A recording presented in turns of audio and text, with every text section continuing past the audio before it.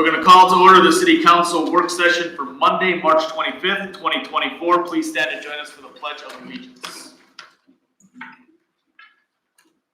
I pledge allegiance to the flag of the United States of America and to the republic for which it stands, one nation, under God, indivisible, with liberty and justice for all.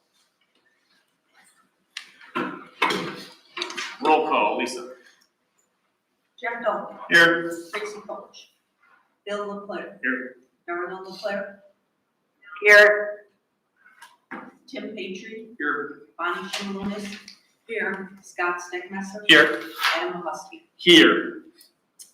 We will look to make a motion to allow Darla to join us via phone. Looking for a motion to accept Darla in. I will make that motion. Thank you, Scott. Seconded by Bill. Any council discussion?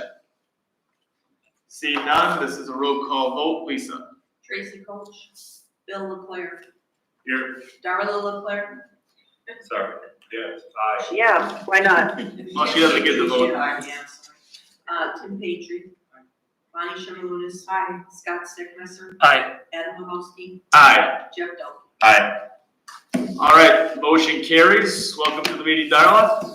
We'll go to, just a heads up too, for anyone watching, we will not go into a closed session tonight, so there will be no number 6 or number 7, because we will not reconvene in open session after the closed session.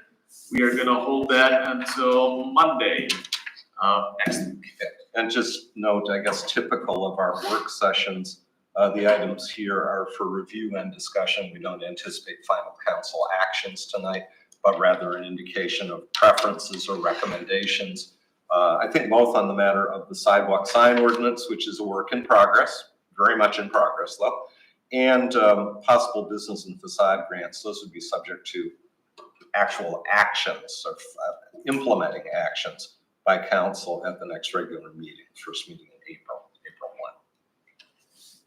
All right, so we are gonna review draft ordinance for a trial program of allowing business signs affixed to public sidewalk surface in locations adjacent to those businesses. And I think we got a third version handout that came to us, and I would assume that was emailed to Darla as well? Yep. Okay, so she has what she needs as well. And I guess Greg or Jack, if you want to walk through it, I just put it up on the screen for reference as well, and for the folks at home. So Dave, if you want to pull up what I'm projecting here, I'll try to keep up with the city attorney's comments. For those of you in the room, it might be easier on paper in front of you. Very good. Proceeding as we've done what we can to address the confusion regarding location and proceeding on that basis. And as Greg indicated, there are now actual decisions that will be made based on the agenda. You have in front of you, it's called the third version, hopefully, gives the date, 3/25, it should actually be, is it 3/26 or maybe? I think it's 25 today. It's 25. It is the 25. Yep. I'm going to address the changes reflected in red line. What I did was, I accepted, if you know what I mean, the red lined portions of the last draft, the second version.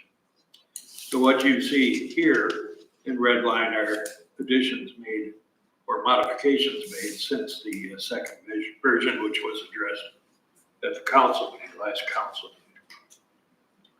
So one thing I've done in the recitals, because I think it is confusing regarding that blank at the end of the section, is indicate that to be inserted there is a date of expiration of the trial period. Then in section 1, section 8, I give a definition of business.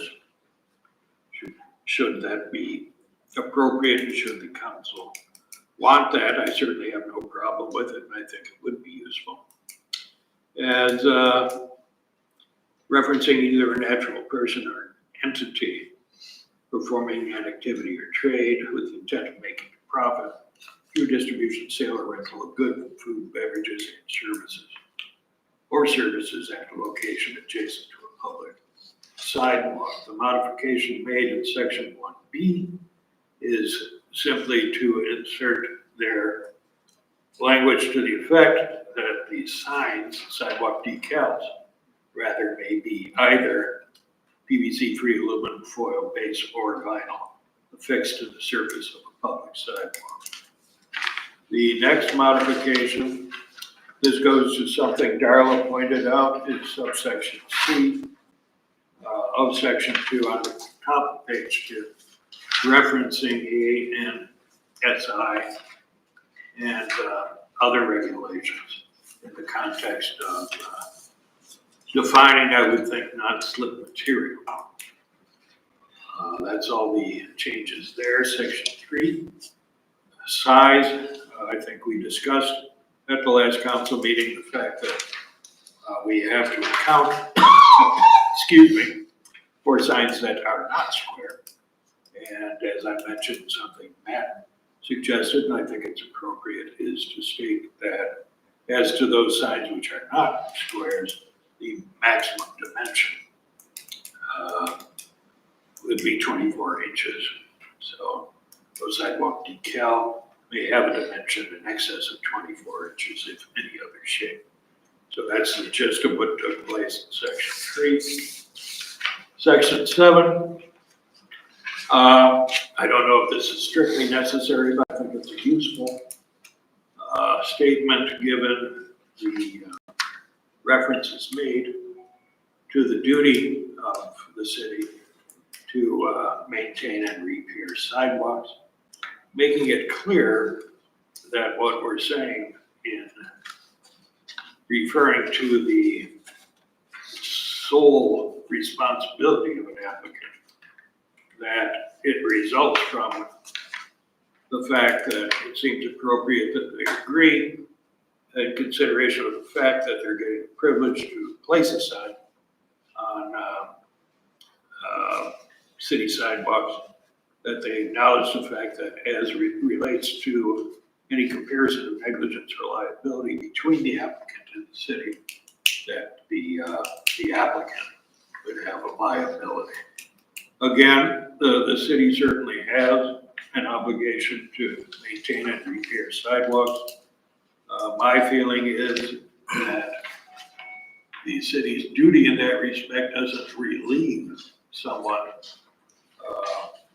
from liability or responsibility if they affirmatively put something on the sidewalk which could, as a result of negligence, result in property damage or personal injury. So that's the intent of the modification made to section 7. Jack and I briefly discussed this today. Nobody's saying that the city in doing this is absolving itself or separating itself from any statutory liability that may exist, as there was some concerns addressed by a member of the public at your last meeting. But there's nothing that says another party cannot freely put themselves in front of the city from a liability and indemnity standpoint. And that's, from my non-attorney view, that's what this does. This doesn't say, no, city doesn't have liability. But what it does say is, in this instance, if you want one of these signs with proper insurance or surety, whatever you decide on, that person, to the extent we require it, is putting themselves between a potential claim. And that's, yeah, sorry, I'm sorry, that may have been obvious, but I just wanted to beat on that. intention of section 6 regarding indemnification, acquisition of insurance policy. Well, I think it's similar to a situation where the city gives a street privilege to someone who's obstructing or encroaching on the street, which is something the statute allows. In that case, the statute says that the obstructor, the person putting the obstruction onto the street, regardless of the fact that they get the permission of the city to do so, take primary liability for any injuries resulting. That statute also provides that a bond may be required. In that case, I know that's something the council was interested in doing in this case, but I'm kind of throwing an analogy between that statute and this situation. as far as the reasons we're looking for indemnification is concerned. It seems to be a similar situation, but for the fact that, the requirements as to street privileges are statutory. The next change is for Dollar amount, section Yes. 12. Section 12, I changed that because if I understood Greg correct, signs have an additional fee of $50. So I put that in there with $10 for each year thereafter. Next change, and really, I wasn't sure, Darrell, what you were saying regarding section 11. So I made no change to it until I had a chance to inquire what you felt was the problem there. 'Cause I can tell you the intent is we want to avoid a situation where we're saying only particular signs with particular content may be used or imposed, simply because that's something that the constitutional law doesn't like to see. Of course, don't like to see that. But the law does recognize time, place, and manner regulations. So the intent of section 11 is to say that's what the council is trying to do, set forth requirements related to location. So I don't know, does that address your question or concerns? That was for Darla? Yeah.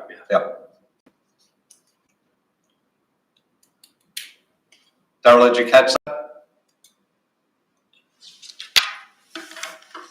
Is she there? She's there. Yeah. Or her phone's. She muted herself again? I'm sorry. There she is. I can hear you. Can you hear me? Now we can. Okay, I'm so sorry. All right, I think what threw me for a loop was it says no regulation of content, whereas we really kind of are because it has to be strictly for the business that it's in front of. But you addressed that earlier in the ordinance, so I think we're okay. It was just, I think the heading on number or section 11 is just, it was just kind of confusing, so, but otherwise, yeah, earlier in the ordinance, it does say that it's gotta be strictly for that business right there, and I mean, go into great detail, I think you hit all the points, just great. Yeah, I'm trying to explain the reasons why the council would be doing it too, as far as policy Okay, is concerned. I can certainly change that to try to make that less confusing. no, I think it's all right, I mean, if the people read the entire ordinance, they'll know what we're saying. Okay. I think it's really well written. I mean, it really got all the points that would kind of cover our, CYA type of thing. I think it's really good. It's, it's something new. Oh, yeah. I guess it's basically my creation as far as drafting is concerned, the policy and the ideas behind it are the council's, of course. So, Right.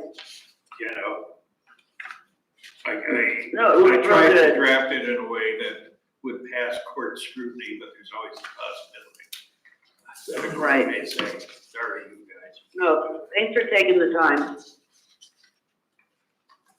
Okay, so, going over all those changes, although it doesn't look like too many from last time. Are we set forth to put this in, ordinance form? And take it out of draft form to put this before us next week, Monday? Does anyone see anything else they'd like to see changed before we take this back up for actual vote on Monday? There's just one thing I wanted to share with council, Adam, if I might, and it's been pointed out, why am I not even get out of this damn sorry. Well, I did add the separate clause, and I did explain that. Oh, That's not on my copy here. You folks have it? No. Okay. Could you put it back up? Right, I- put that I- back up. Oh, that's right, there is is there? This is the first version, I'm sorry, we printed out copies of them, Oh. that's subsequent. Mine was a subsequent, but I don't think it's there. Oh, okay. Yeah, you got separate. Severability, yep. Yeah, But also that's- Greg noticed some typos too, which I tried to correct, they're not substantive.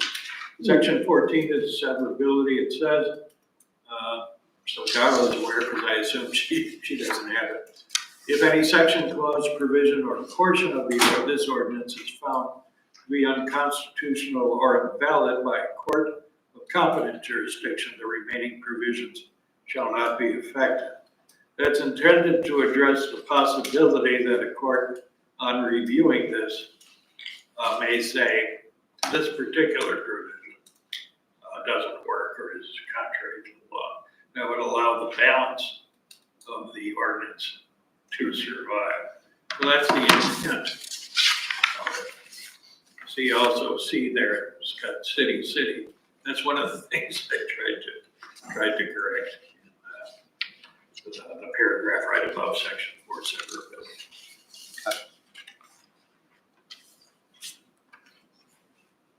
It's pretty basic, but I did want to share because we do allow a couple of other signs in the public right of way in certain business districts. And there are not indemnification and acknowledgement of responsibility provisions in the code, similar to what this would propose to require for sidewalk decal signs. And those are, interestingly, if you go under the heading prohibited signs, 10.4.12 of the sign ordinance, it addresses sandwich and movable signs, except for those described below. And specifically, and you can have them on private property in various business districts, but specifically to the B1 business district, which is primarily our downtown and our older retail business districts, and in the waterfront business district, sandwich board signs can be located in the terrace area between the sidewalk and curb. And I know when this was written, the intent was to include downtown where we have the red terrace, if you will, the stamped concrete terrace, to allow a minimum 60-inch wide paved pedestrian corridor between the sign and any addition in the adjacent street. We all know we've seen sandwich boards downtown. Sometimes they're upright, sometimes they've blown over on their side, given the prevailing winds in our downtown. They're to be located outside of the vision clearance triangles, which are typically at intersections with streets or intersections of streets at driveways, not attached to any public appurtenance or sidewalk. Signs are to be portable, in other words, and they're to be displayed only during the period of business is open to the public and shall be removed at close of business each day. So that would be a distinction from the sidewalk decals. Not have any moving parts or be electrically powered, not painted with colors that would confuse you with city or construction signs, fabricated of sign grade wood, metal, or fiberglass, etc. Be freestanding, maintained in a high quality state of repair, and have fittings set flush with the surface of the sign. Yet no splinters or sharp nails or screws sticking out of them. Those are currently permitted in the public right of way in the B1 and waterfront business districts. So we might also want to limit location to adjacent to the businesses they're specifically advertising, like the discussion we just had on the decal. So I guess, is there a consensus that what's sauce for the decal signs ought to be sauce for the sandwich board, sauce for the gander? Should similar provisions apply to sandwich boards? Now, granted, sandwich boards, the one distinguishing factor is they come in at night, or they're supposed to, if your business is closed. Don't always, they're supposed to. On the other hand, as has been pointed out, if we're worried about liability, a windblown sandwich board probably creates every bit as much or more liability than. Have we, as a city, ever been sued for a slip and fall on private property on a sidewalk? Over somebody's private, personal property, Yeah, like a sign? not like at a park or something, but Yeah. at someone's private property like this would be. Well, Normally, they don't go after the city, they go after. no, but the difference here is these aren't on private property, they're private signs on public property. So it's kind of a weird, But if Yes. someone slips in front of your house, they're gonna sue you, they're not gonna sue the city because the city's liable for the sidewalk. It really depends on the circumstances. But that's what I was asking. If there's a defect in the sidewalk and the city had notice of it, could have repaired it, failed to do so, I think the city's gonna have some liability there. yeah, Tim, to my recollection, in my time here, that's never happened, but I guess a parallel to what Jack says, if somebody says, here, here's the bill, I broke my ankle falling over the sandwich board sign that was blown over on the sidewalk. I can show you 3 emails I've sent to City Hall complaining about these things. Well, then you get into that realm. So he's saying that would be the same with the sidewalk. Yeah, I'm just saying, If somebody emailed City Hall or made you guys aware a couple times and did nothing with someone's personal sidewalk as they're walking because it's raised however many inches and we failed to do anything, we kind of neglected. Therefore, we kind of put ourselves in that board, I think is what I understood from Jack. So should we put the same For the insurance liability, as we are with this other sign? yeah, that's the question. Would you want to see some language related to that? And I've certainly heard that as an equity argument from the folks you're going to be asking to get liability insurance for their sticker signs. And while we're on that, I guess just the other one is business flags. Sorry. That falls under the heading of signs not requiring permits. And there's a whole lot of different kinds of signs, like real estate signs and other things. But if you scroll all the way down in that section, business flags. 1 business flag per business may be displayed on-prem. This one does say promoting business or other non-residential use on premises on-premises building mounted business flags. There's a size limit and they have to keep a vertical clearance of 6 feet above grade when extending more than 30 inches from the building facade. And we've heard complaints about that too. There's flags that hang lower than that. I think we ever had any claims out of them, but we've had reports of that. Business flags located on private property can't exceed 24 square feet. And, I'm sorry, I skipped down. Movable business flag shall have a weighted base not to exceed 2 square feet, shall have a rigid pole to support the flag, shall not exceed 18 inches in width. So these are like the feather flags you see. Such flags may be located in the terrace area immediately adjacent to the business and shall be displayed only during business hours. Now, I interpret that as the terrace area, again, between the sidewalk and curb. Downtown, that's colored concrete, but immediately adjacent to the business, meaning along its frontage, much like the language for where the sidewalk signs can go. I don't know that we need to require insurance. I thought we were gonna have a policy that made it crystal clear that should anyone fall due to the sidewalk sign, just as it should be here, it should fall on that business. I think we should just make it crystal clear that. Okay, currently the sidewalk decals talk about. Are you suggesting that instead both, as to the sidewalk decals and as to the business flags or whatever they're called, it should be an indemnification? An old harmless agreement as opposed to an insurance policy. I don't know what kind of. I don't think we need to, for a business that's trying to put out a sign, I don't know that we need to force them to run out and get insurance. And who knows how much that could possibly cost. Maybe it doesn't cost a whole heck of a lot, I don't know. But I just. Currently, their current insurance would provide. Yeah. One would think if insurance would provide that coverage. I'd want it if I was a business owner. Right. But it depends on what you're asking about it. Cause I know there's special riders, like if you do snow removal, like I did for Walgreens, I had to have special insurance that said that my insurance would pay for Walgreens attorneys and for the people that were hiring me for their attorneys and all that, which ends up costing a lot of money.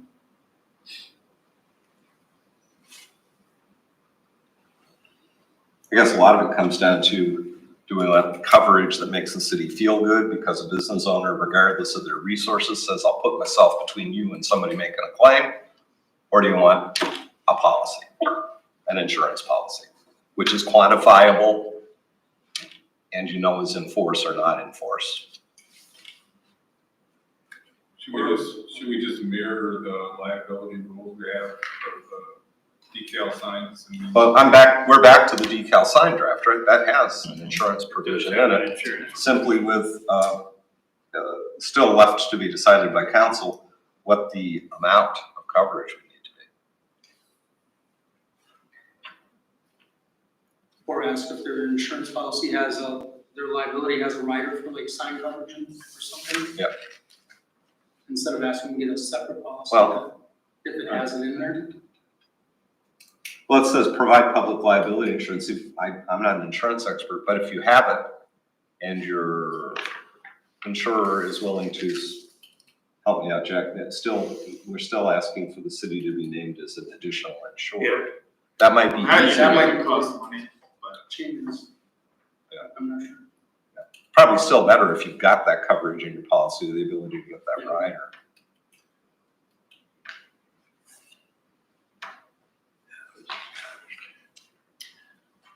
I'm not a big fan of the insurance personally, but that's me. I know insurance gets to be very expensive, and I don't see this being rising to a level that these claims are gonna be made. We put too much more on it, it's not even gonna be feasible for anybody to use it. Right, we're gonna make it so hard that no one Right. can use it. People take their sandwich boards away, the flags away, and pretty soon we'll have less and less advertising for businesses. I mean, I don't know what we do for the overhangs, besides that overhang. I mean, that could very easily, anything could happen. I mean, it just as easily as one of these signs could lift up, that could fall off. It could And deteriorate, it that's- could rot, it could do anything, and Come down on your head. right, and I would view that to be pretty damn dangerous. And Jack, I don't recall seeing the provision in our code where we're requiring coverage for those. Not that I know We of. don't. That's the third category. We I should did cover. notice we were discussing this, and up on the top of page 3 of the third version, there is an error there because references to liability insurance protection for any claims arising by reason of the erection or maintenance of an overhanging sign. Speaking of which. So if we want to keep liability insurance in the sidewalk decal ordinance, that should be struck. Sidewalk decal.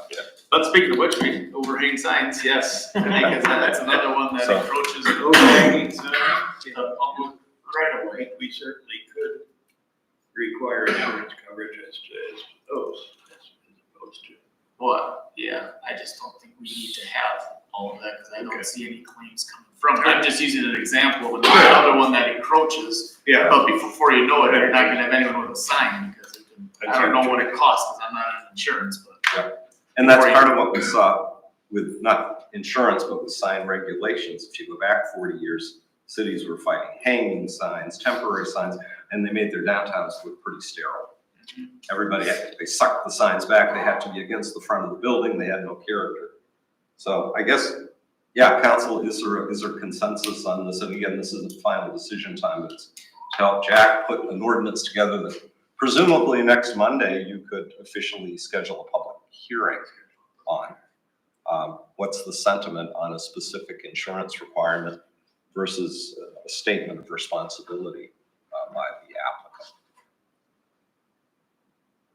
I think, know where I stand, so let somebody else speak, because I've kind of said it a couple times. So you don't wanna have them show proof of insurance? I'm asking, I mean, everybody should. I don't want this thing at all, I'm asking. You didn't have to buy extra insurance. Right, because then we're gonna be attacking an overhang sign, their sandwich sign, their flag. But I think they should show proof of insurance. Not, we don't currently make them show proof of insurance for any signs. So their overhang sign, their sandwich, or their flag. This would just be another one on there. I'd rather have them sign a letter that holds them liable and not us liable. Granted, I understand still, it's a court, but I think that showing the court that this person is aware. Is aware that taking responsibility. Right, and I think the court will see that. I think it should see that. It's just that if they have, it's gonna use a colloquialism, if they don't have the resources, that doesn't matter. And I'm not saying it should be one way or the other, but that's great. But if ultimately they don't have the resources, the city's holding the liability, the city pays. Which we would, again, if the overhang sign would fall. as well. Correct. We Correct. would be Yep. carrying that same issue. Should we add that though to the other two? I think we should add that we should have them sign the same kind of agreement. Again, we don't get those kind of claims on signs as we have them now. I don't see, I mean, usually they would go after the person that had the sign. I would think that'd be the first that would occur.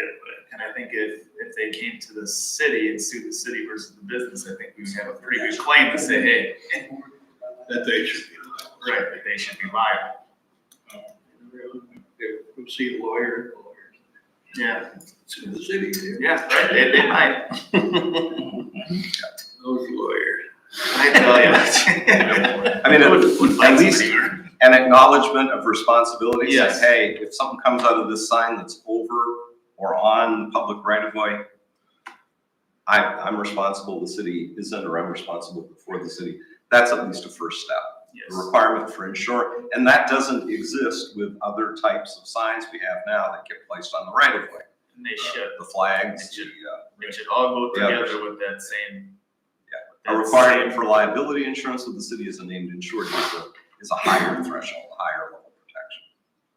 So it would seem, at a minimum, you'd want to bring everybody up to that base level of Mhm. protection for the city where they acknowledge their liability.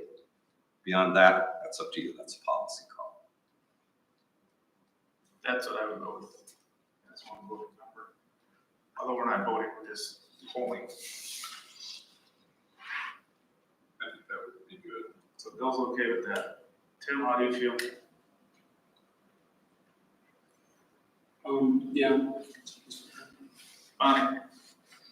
How do you feel on that, to not require insurance, just as we do for the other ones?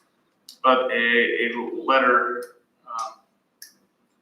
that tells them that they are What liable. happens if somebody bangs into one of those sandwich boards? I mean, or they trip and they're not watching. How does that go? How does that, I'm sorry. Fine. Okay, they trip over a sandwich board with. Yeah, I mean, who's responsible for that? Oh, that's the $1 million question.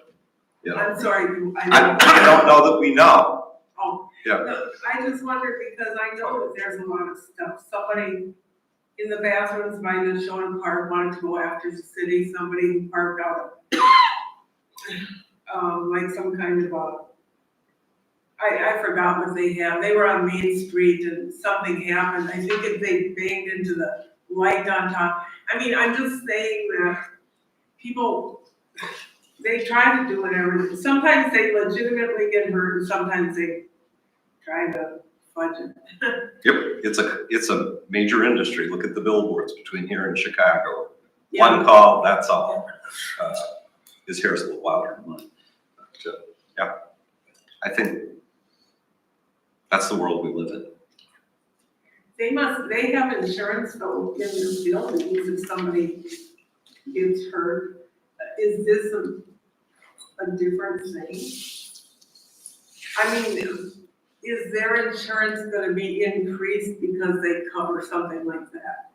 Maybe, why not ask them if they, well, I don't mean that they have to say over it, but find out, ask them if their insurance is gonna go up marginally, or not marginally, but bigger than marginal. Does that make sense to you? Everybody stares at me. No, I hear what you're saying. I don't know if somebody in insurance could tell us, maybe the comprehensive general liability policy of a business would cover injuries of that kind resulting from signage. We can do some Feel like work on a that. responsibility that may cause them to go seek that information and buy that insurance. But it's not like the city forcing them to do it. Business insurance is doubled, if not tripled in the last year. It's insane, and a lot of people are dropping business insurance because they don't know where to let it.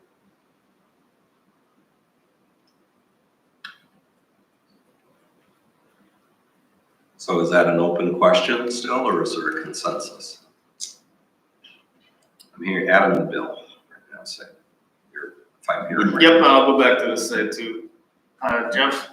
I'm on board with you, but I mean, if you want, I can run and talk to a couple insurance agents tomorrow and get some definite answers and send them back on how they feel, how everything would be, what's the right way to do it. You'd almost have to ask them about everything, because I think we would Yeah. need this to. Sandwich boards, overhangs, and street signs, or sidewalk signs. Or if they're maybe already covered. I'm good with taking it out, just as long as there's some kind of statement that protects us. Carol? I agree with you guys, as long as we have some protection. Okay, I would say take it out and then, I guess based on Jeff's, if it's already covered with them, then they would just already have it. Right.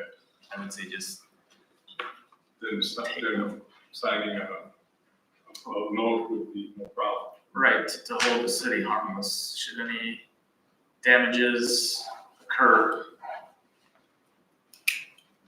from any of the above. and does that consensus apply to these other types of signs Yes. in the public right of way? we talked Yes. I would agree with that, yeah. Where we don't have it now, where Right. it should be put in there. And Jack, I'm assuming on renewal, we can add that if the ordinance is changed on a sign permit renewal, the city could require that sign off or indemnification as a condition of the renewal. I would think so. Okay. I mean, I don't want to kick them back to saying it's an original application because we changed the rules. You could specify that. Right, but it's not some kind of grandfathered right to occupy part of the public right. So I assume we'd address that for those existing circumstances at renewal time. Yeah, there's no right to that. We could repeal any of these. Right. Yeah, it's just a little different. It's a use of private property that predates a change in the ordinance, but here it's public property. Okay, I do have one Bonnie. thing, though, this is supposed to be a trial. Good point. So how, what happens at the end? I mean, is this supposed to be like, oh, for one particular business, who gets to vote on this?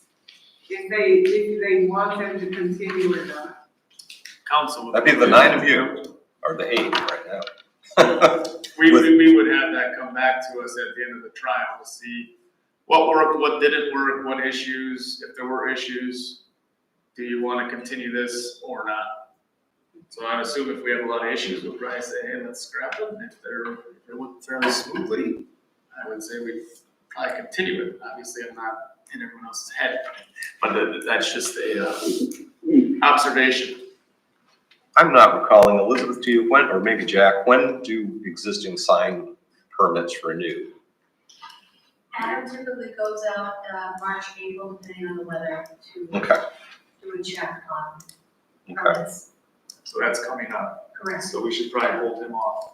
Right, I think he's going to be waiting for better weather to go out in April. Yeah, I think he should wait until after the public hearing, because if we put this for the rest of the signs, they should sign that same agreement if it passes. I will instruct him based So on what happens. maybe wait until after our public hearing.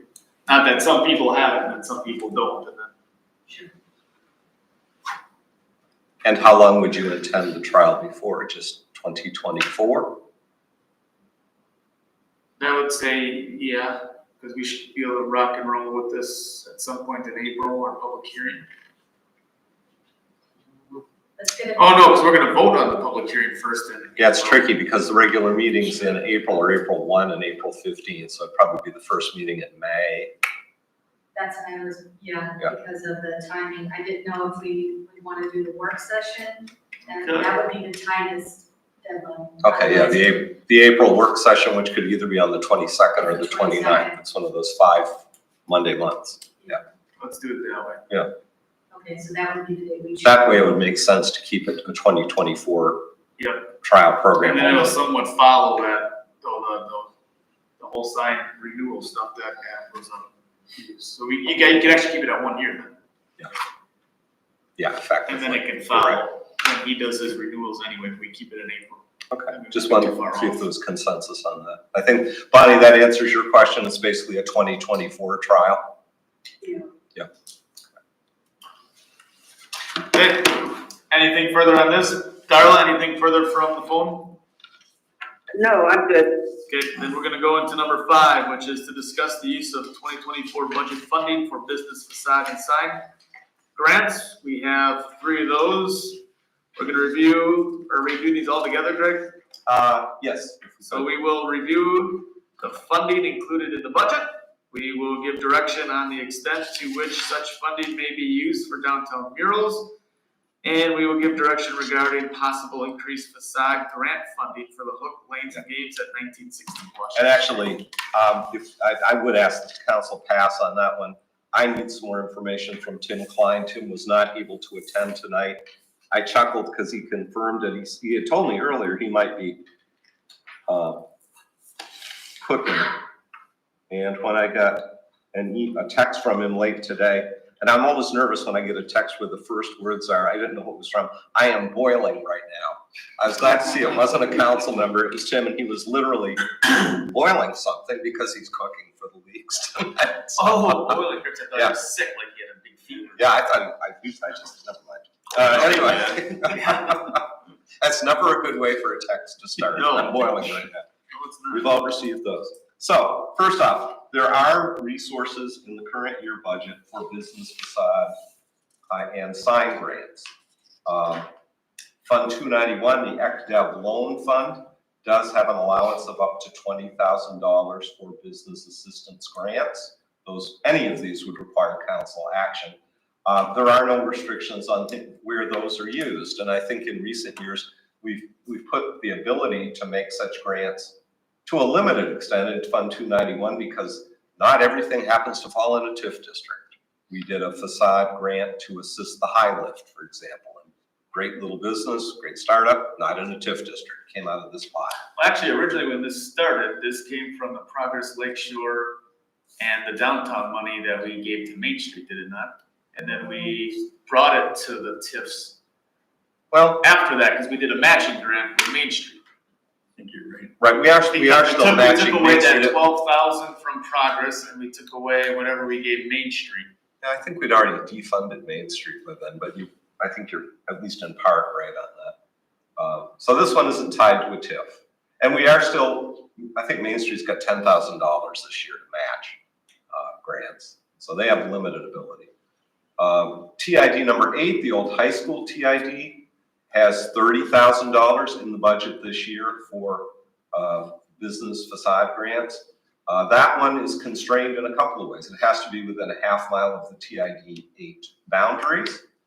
And a contract needs to be written for any of that assistance by August 20 of this year because that's our deadline for incurring new expenses from that TIF. We've got another 5 years to fund commitments we've made, but the expenditure or the commitment deadline for any new TIF outlays is August of this year. Oops. And just to reference that TIF, sorry.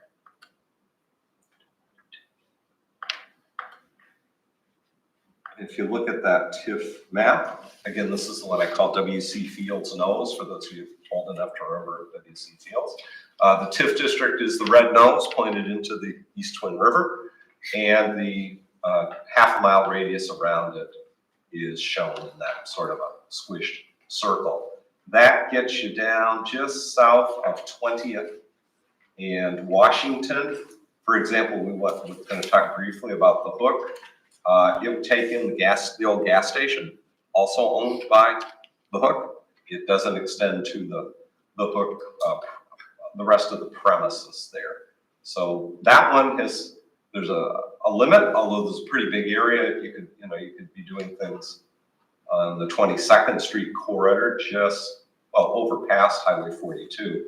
But on Washington Street, you just come down to a little bit south of 20th Street.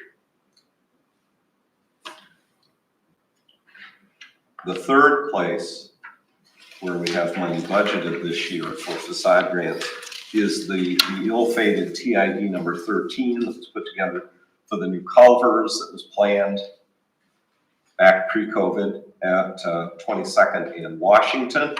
That development never happened. That TIF has not been a big performer. However, through some very, very minor incremental growth in value, it's got the ability this year to fund $50,000 worth of activity. And business grants were identified. So actually, this could probably be a little broader than facade grants, but those are allowed anywhere within TID 13's boundaries, which are the 5 blocks shown in the center here, and within that half mile radius around it. Now, the beauty of that is that pretty much takes in the whole downtown. It's from beyond Pick and Save to the east, to beyond the Pig to the west, and the entire length of 22nd Street down to 12th and Lake. If we spend that $50,000, it might be a long time before we have much more in that district, but there is the ability to do some good there.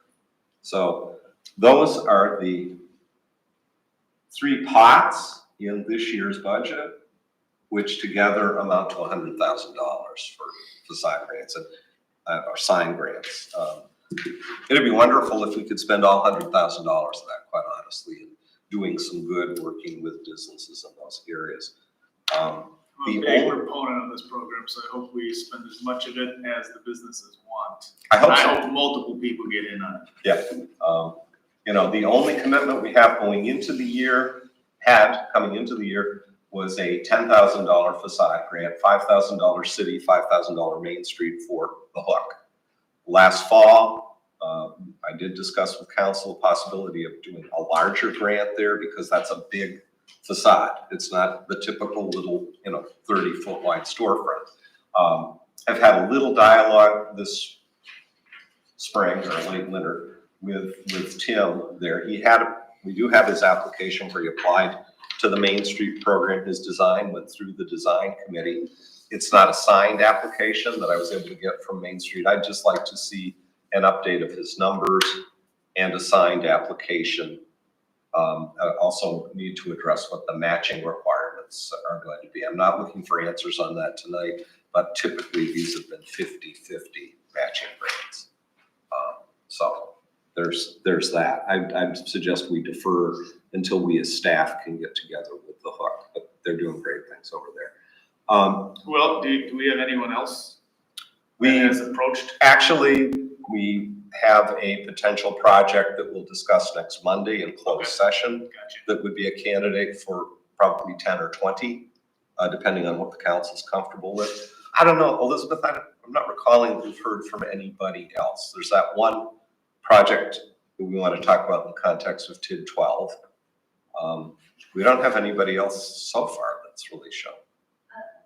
No, there may be one, but he's moved his priority back, but it's on Main Street as well. So I'm not sure how much of a priority it is for them. We can certainly, after tonight's Yeah, I'd like to meeting, go after, go to them about this. Yeah. we can get the word out through Main Street's newsletter to their mailing list and do it. The other thing, and Darla, I just want to make sure you're there, right? Right. That's where our Main Street rep comes in as well, because I've represented that if a business wants to support having a mural on their building, that likewise is a facade. Facades under the program as Main Street's developed it, or any side of the building that's readily visible from the public street. Didn't know if wanted to first see, is council okay with that? Are there limits as to what you would want to see going into murals versus more standard? Hey, I redid my facade, which might mean the front door, the windows, etc. I know Main Street has at least one mural they're looking at implementing this summer, which is a really cool concept. I'll leave it up to Darla, the extent that she's comfortable to talk about that.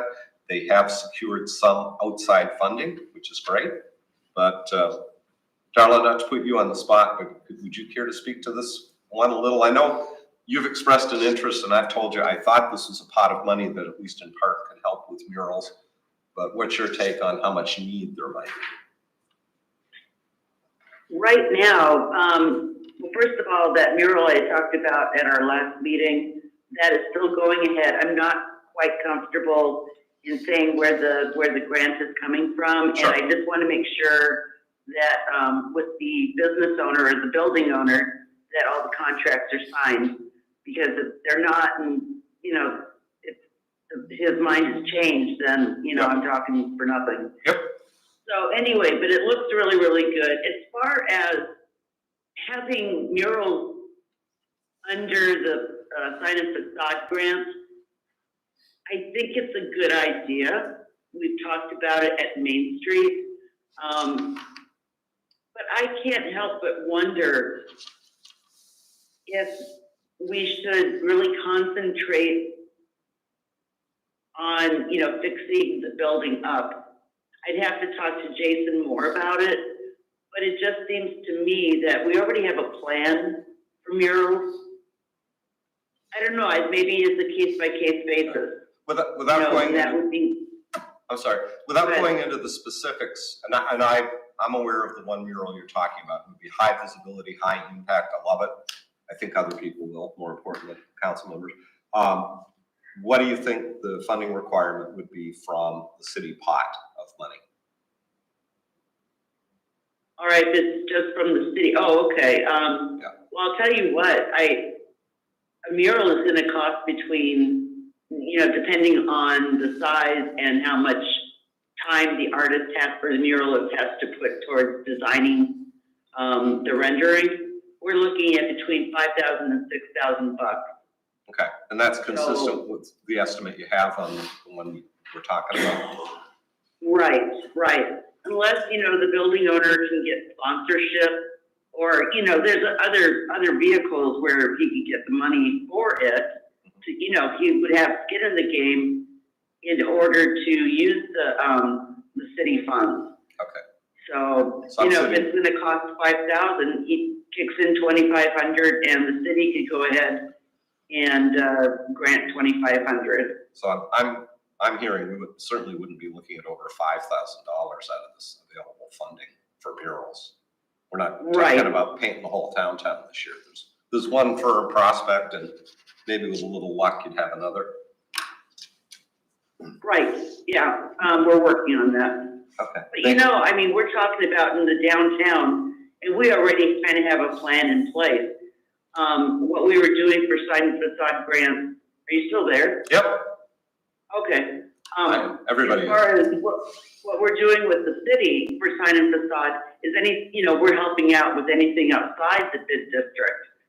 Like we look at the designs for, you know, like you know, the signs for the business on the outside, or what they're gonna do with their facade. We're Right. just, you got our input, and I think that if this is a mural that's gonna be outside the bid, it's gonna be on the city and with our input. You know, Right, because it has to be reviewed. right. No, and the city council previously had committed to use Main Street's review process. Okay. Okay, yeah, Good. And as far as I'm recalling, Main Street's budget has $10,000 this year for facade grants. 5 is committed on the hook. So there's 5 that's available right now. that, I think we have a we have someone who's applied, and we haven't made a decision on it, and I really don't know what the cost would be. Okay. It seems to me that, the high lift, I don't know if I would have to look into it. I'm pretty sure we have a second. No, Main Street wouldn't be funding the high lift, it's not in the bid district. That was all city, and we've expended those funds. Okay. Yeah. Okay. Yeah. All right. Okay, we can follow We do up have on a that. secondary. Yeah, so basically, Main Street's got the ability this year to put $5,000 toward their existing commitment for the hook and 5,000 for one additional project, which may be in the offing. And if so, Right. again, before a match is committed, that would come to city council. So Correct. even if there's 5,000 spent on a mural and 5,000 on another facade to be named later, that's $10,000. That leaves $90,000 in this pot. The only Okay. problem is 30,000 of that pot is very constrained geographically, so. I got no Right. problem helping murals to a certain extent. I wouldn't want to fund too many and I wouldn't want to get crazy, not because I don't like them, but I think our main goal is, or when we started this, was to make sure that people's windows weren't falling out, people's doors, people's siding in the front of their building, or the paint wasn't peeling off and they had no ways to repair it, and trying to see if we could Right. beautify a lot of downtown. Again, not that doesn't, but I think the primary goal is to make sure people's buildings are not only looking good, but are in good condition and I agree. functional. Again, that doesn't mean I don't support the murals, I think I do, I just do that to a smaller extent and more of a less of a limit to, kind of like what Darla said. Yeah, and that's the sort of direction I'll be looking for when we bring this back to council. Okay, if this is the pot of money, how much of it potentially is available for murals?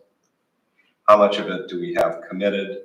I may have some more details on the hook that I can bring back and share with you. Hopefully a draft agreement. They don't have to be complicated. And, but we need to push, because this money doesn't do any good sitting in the accounts. It does good when it matches businesses' priorities out there. So that's all I really had on this side.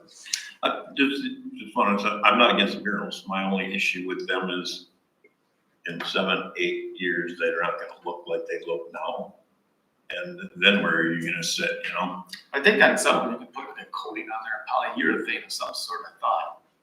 I'm not an artist. Yeah, but there is. I mean, there's the location, of course, I'm not ready to, say where it's at, but it's a really super good candidate for using the vinyl.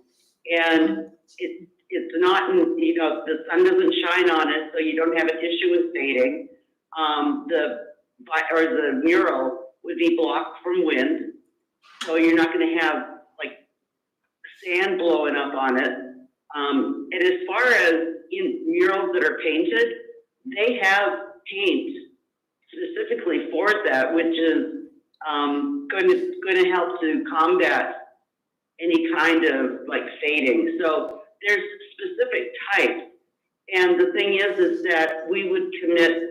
I can take this one that we've been talking about, the big one, that in the contract that was written, of course, we'd have to talk to Jason to get the particulars, but when it needs to be touched up, that would be a Main Street expense. Or maybe even see about coating it, because I know like even the concrete brick that I have outside my house, it's colored, and they come every 3 years to coat it. It doesn't even cost that much, but it protects it from the outside elements, so it doesn't lose its color, its vibrancy. Right. And I think they could probably do the same thing for that, because that adds like a paint as well.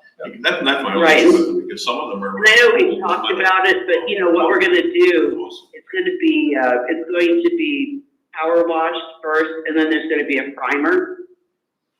And then the mural, and I know we've discussed having a clear layer over that.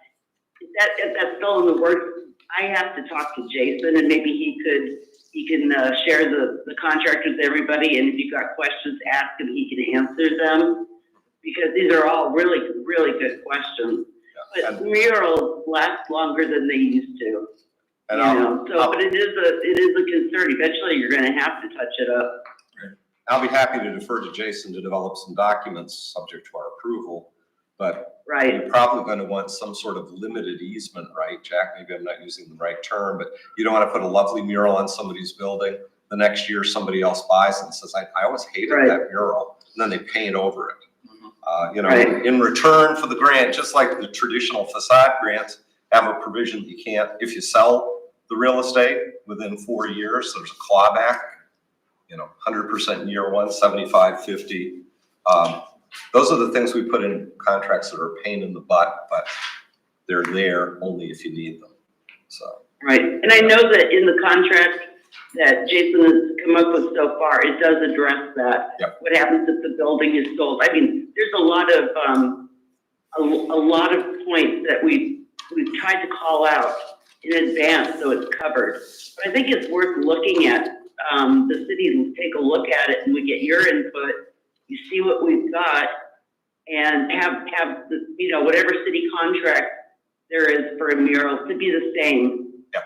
as the one for Main Street. Yep, and we worked one up as city with Seagull Marina when the trail to the South Pier was put in, and it's, I think, very fair and Oh, okay. respects both parties. Okay, Rights. yeah, I'd like to see that. Okay. That's all I had for tonight, folks. All right. Anything else as it pertains to the agenda from anyone on council? And again, the closed session that was listed here, we will replicate that on Monday's agenda and intend to go into closed session then. Okay, we are gonna skip number 6 and number 7. Personnel and Finance meets Thursday morning at 8, correct? Yep, to continue and conclude goals review. All right, looking for a motion to adjourn. I'll make that motion. Thank you, Jeff, seconded by, nobody? I'll second. Thank you, Bill. Any discussion? You're all having so much fun. All in favor indicate by saying aye. Aye. Anyone opposed? Motion carries. Thank you and good night.